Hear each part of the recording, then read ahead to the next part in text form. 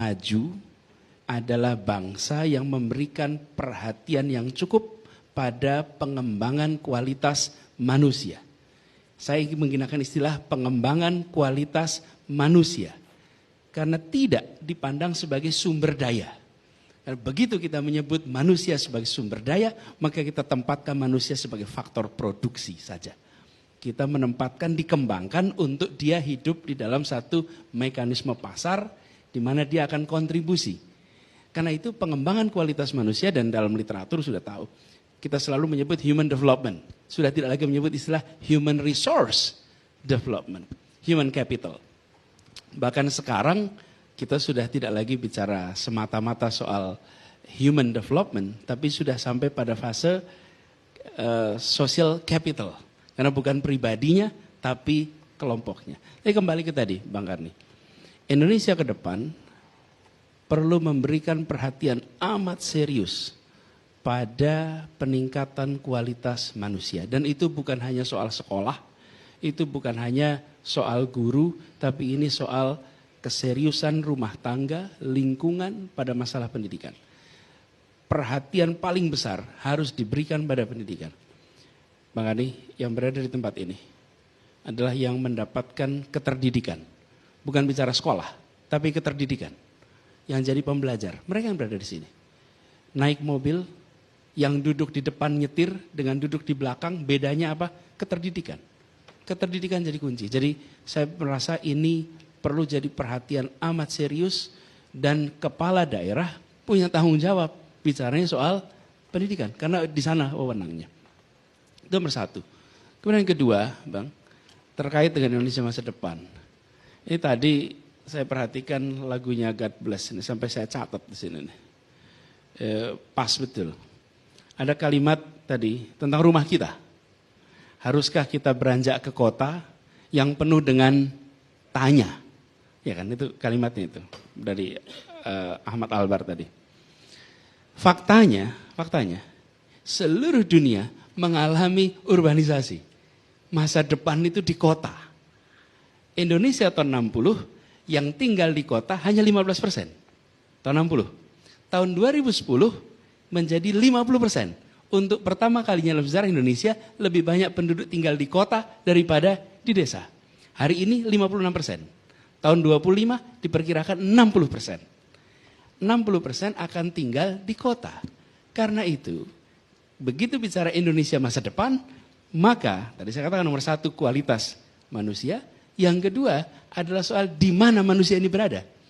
Beradanya justru akan banyak di wilayah urban, di perkotaan. Karena itu, rencana pembangunan untuk manusia harus memikirkan setting urban. Kebanyakan dari kita ketika merencanakan pembangunan seringkali mengasumsikan rural. Seperti contoh, kita harus membangun fasilitas dengan asumsi di urban. Satu, air. Ini air mendasar sekali. Dua, energi. Tiga, lingkungan hidup. Ini semua di wilayah perkotaan menjadi tantangan yang tidak kecil. Jadi saya membayangkan, wah ini kalau bicara Indonesia ke depan, maka settingnya urban dan membereskan masalahnya yang dasar. Air, energi, lingkungan. Sesuatu yang seringkali tidak masuk menjadi perhatian utama. Padahal tadi Pak Emil di paling awal menyampaikan betapa masalah lingkungan hidup adalah masalah umat manusia hari ini. Karenanya kita-kita yang apalagi yang sudah berada di kota menyadari persis kualitas udara, kualitas air, kualitas tanah ini sangat mendasar sekali untuk ke depan. Ini harus menjadi perhatian yang amat serius. Yang ketiga, kita berbicara tentang, kalau bicara urban, maka bicara manusianya. Mereka yang berada di wilayah ini. Apa? Kami mengalami di Jakarta. Jakarta ini kota di mana datang penduduk dari mana-mana. Yang berada di depan sini, itu kecuali Mas Ganjar. Mas Ganjar ini sempat di Jakarta terus pulang lagi gitu. Pulang lagi. Mayoritas ini bukan Ansor, mayoritas muhajirin ini di sini. Mayoritas orang-orang yang hijrah ke Jakarta ini. Apa yang menarik? Di sini ada pergerakan manusia yang terus-menerus.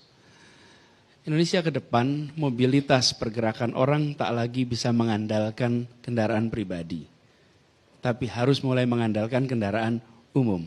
Karena itu kami di Jakarta, kita geser nih, dari car oriented development menjadi transit oriented development.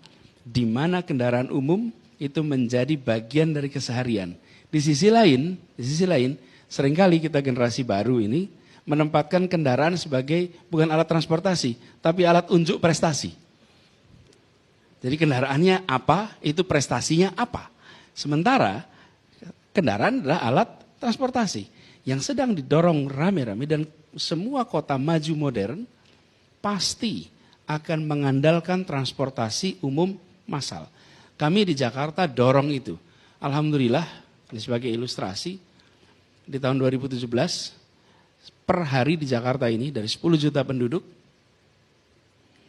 ada 338.000 orang yang setiap hari menggunakan kendaraan umum. 338.000. Lalu kita bangun transportasi yang terintegrasi, dan alhamdulillah minggu lalu per hari dari 338, minggu lalu menjadi 1 juta orang naik kendaraan umum per hari di Jakarta. Naiknya 3 kali lipat.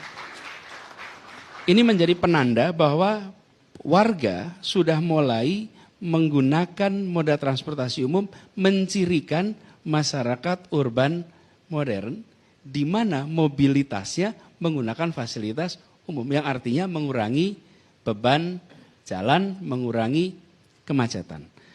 Ini gambaran bahwa kalau Indonesia ke depan jangan mengulangi masalah yang dihadapi seperti kota-kota besar Indonesia hari ini, di mana perencanaannya tidak membayangkan sebagai kota padat penduduk.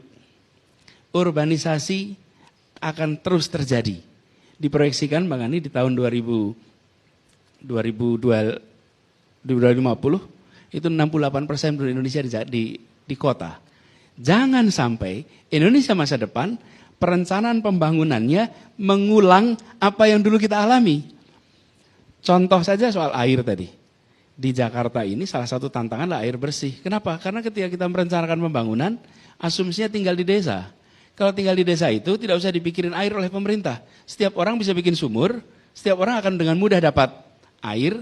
Kalau mau membuang sampah tinggal buat lubang, dia akan menjadi tempat sampah. Begitu tinggal di kota, maka akan ketemu dengan gedung yang bertingkat, air tidak bisa pakai sumur, membuang sampah juga tidak bisa asal buat lubang. Apa yang terjadi? Mindset dari pembangunan kita harus digeser. Ini Indonesia ke depan, Indonesia yang akan berada di tempat urban. Lalu yang terakhir, apakah perubahan ini semua akan mengubah perilaku bahwa urban dan rural? Tidak, urban dan rural tetap kuncinya pada karakter manusia. Tadi disebut sama Bung Erik soal akhlak, Agim juga menggarisbawahi, ini harus kita dorong Bang, yang terakhir. Bahwa kita membutuhkan memang karakter-karakter Indonesia yang